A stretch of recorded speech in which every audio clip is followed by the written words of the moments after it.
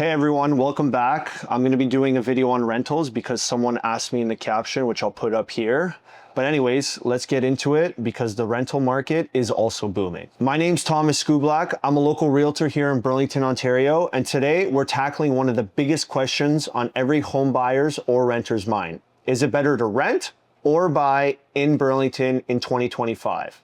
With housing prices still high, interest rates staying sticky, and rents inching upward, it's never been more important to run the numbers and make the right call. So let's break it all down. The pros, the cons, the statistics, and of course, the real math in Burlington right now. Let's start with where the Burlington market stands as of mid-2025. Your average home price as of May 2025, the average residential sale price in Burlington is sitting around $1,080,000, according to TREB data. That's down slightly from 2022 highs, but still significantly higher than pre-pandemic levels. Your detached homes average around 1.32 million. Condos average around 620K, and your average rent for a two-bedroom rental in Burlington is about $2,600 a month, up roughly 5% year over year. So yes, buying a home here isn't cheap, but neither is renting. Let's go over the big picture advantages and disadvantages of each. Your renting pros.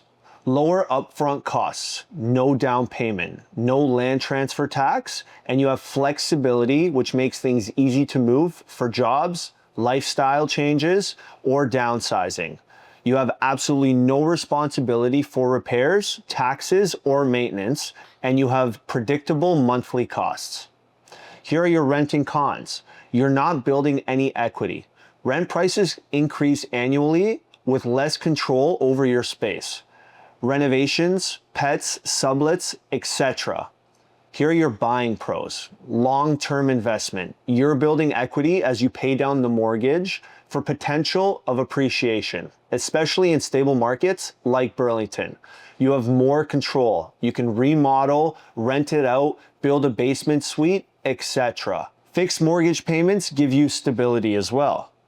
Here are some of the buying cons. Big upfront costs with 5 to 20% down, plus you have to add land transfer tax, your closing costs. You're also responsible for all the maintenance, repairs, property tax, and insurance. You definitely have less flexibility because it makes things harder to move if needed for risk of value declines, especially in the short term. Now let's run the numbers side by side.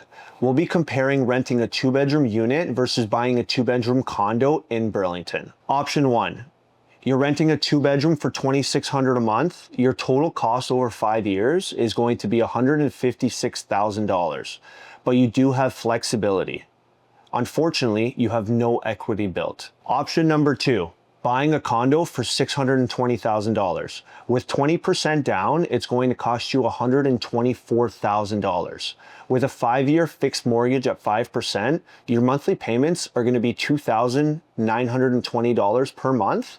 And you can't forget the property tax, which on average will be about $360 a month, your condo fees, which will be around $500 a month. Your insurance and maintenance is going to cost you around $150 a month.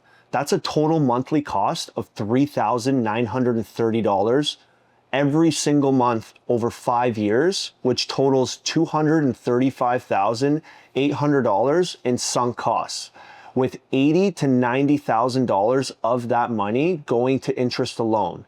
But you'll build over $70,000 in equity in that time.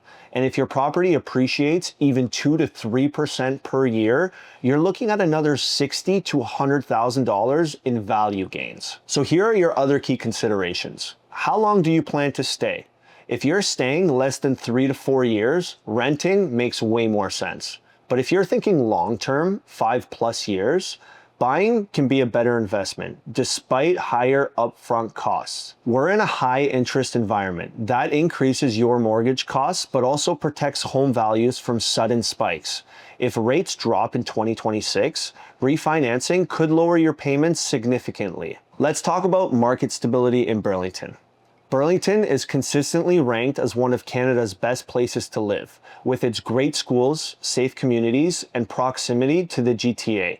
long-term demand remains solid. So what's better in 2025? If you're early in your career and don't have a large down payment and you value flexibility, then renting is likely the smarter move right now.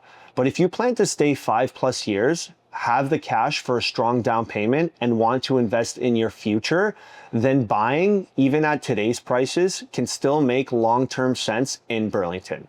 The key is not just the market, it's your timeline, lifestyle, and financial comfort. So there you have it, the difference between a 2-bedroom rental and a 2-bedroom purchase in Burlington. If you're trying to decide whether to rent or buy here in Burlington and want a customized breakdown of your numbers, reach out. I'd be happy to help you compare side by side. Drop a comment below. Are you a team rent or are you a team buy in 2025? And don't forget to like and subscribe for more local real estate insights every week. See you in the next video, and thank you for your comment.